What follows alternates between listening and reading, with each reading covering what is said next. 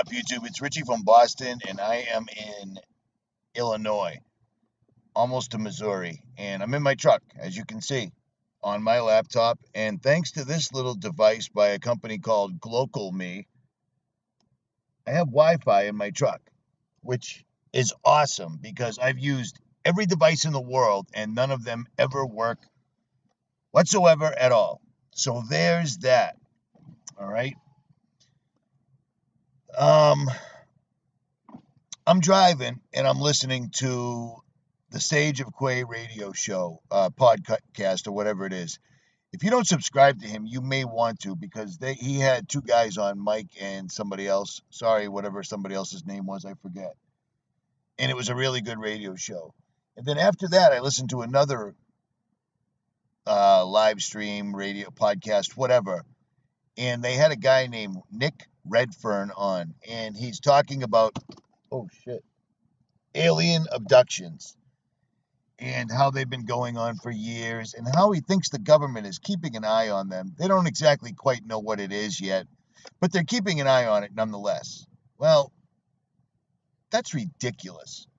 And to all those YouTube channels, Secure Team, and all the other fugazi, multi-million subscribers, never get hit with copyright dudes that help push this agenda, if you truly investigated UFOs, you'd draw the exact same conclusion as myself, many others, I don't know, people like 𝗏𝗍𝗿𝗆, stuff like that. These are interdimensional beings that our government, or the people that control our government, are contacting and getting technology from. Here's one quick way you can tell who's behind the UFO phenomenon. It isn't very hard. Watch this. Riddle me this. Why is it that back in the 50s and 60s, when people took videos, or pictures of UFOs, they all looked like this, and this,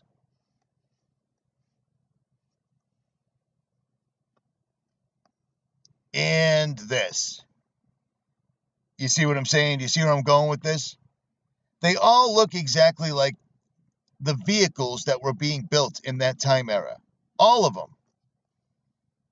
You see what I mean?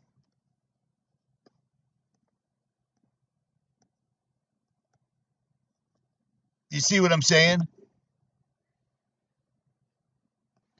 All of these devices are man-made. All of these devices are probably technology that they got from doing black magic and occult practices. We know that everybody involved in the governments is always somehow, one way or another, connected to secret society. For crying out loud, we had two presidents, both from Skull and Bones, running for president at the same time. Nothing to see here, no big deal. And then, in 2018, I have never seen aliens introduced so much into the public imagination. And then the History Channel is coming out with Project Blue Book on January 8th. Do you see what I'm saying? Do you see where I'm going with this? The elites have always wanted to do a staged alien invasion. That's their deal. For decades, only crackpots and crazy people believed in UFOs. That's what I thought anyway.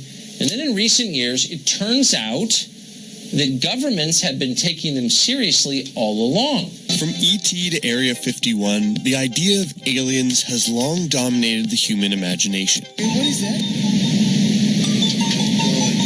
Holy crap.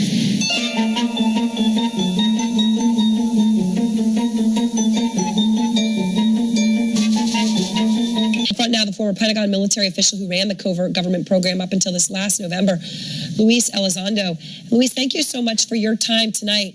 I mean, first, tell us what the purpose of the program was and why it was so secretive. It was misled by the company. The purpose is, and always has been, is to misguide the American people. These guys are going to try to pull off a staged alien invasion, which is why this is suddenly something that was completely secret, sometimes completely denied, but now it's going to be a mainstream television show. Do you see what I'm saying? This is declassified documents from the CIA when they were going to try to overthrow Fidel Castro. What they were going to do is try to project a picture of Jesus in the clouds. And Jesus, they were going to use this as well as loudspeakers to convince the people of Cuba that Jesus wanted them to rebel against Fidel Castro. Links will be in the description. This is old declassified information. This is back in 1961. They've had this on their mind for a long, long time. The only problem with this particular one is they couldn't figure out a way to make the clouds stable enough to project the picture on. Well, how could you possibly fix that, I wonder? Well, shucks, I don't know. Let's trick everyone into climate and tell them that we're going to spray an artificial stratosphere. Do you see what I'm saying? They use this bullshit all the time, and they're going to use it again. You think it's a complete and total coincidence that this is all popping up right now? Harvard already came out in 2017 and said these exact words and then pretended they didn't say it. And now they're coming out again saying, oh, by the spring of 2019, we're going to block the sun to cool everything off. They're terraforming the planet, and they're making the atmosphere into an enormous movie screen. And Project Bluebeam, that's out the window. They don't care about that anymore. I know this is Project Blue Book, but it is what it is. I'm in my truck, so whatever. They're going to spray the skies for a variety of reasons, an absolute variety of reasons. Is it self-replicating nanobots? Maybe. Are they changing DNA? Maybe. Are they terraforming the planet? Absolutely. Absolutely. You don't go around and dump nuclear waste, Fukushima, dumping oil, every other thing into the ocean, genetically modifying the food, fluoridating the water, and spraying the skies because you have a plan to live here after everyone else is killed off. That's not what it is. It's not what it is. These guys had this idea back in 1961, and the biggest hurdle they faced was, how can we keep the clouds stable enough for this to look real? Well, it appears they figured out a method. No? At any rate, Richie from Boston. Links will be in the description. Like, share, subscribe, or don't. I'm out.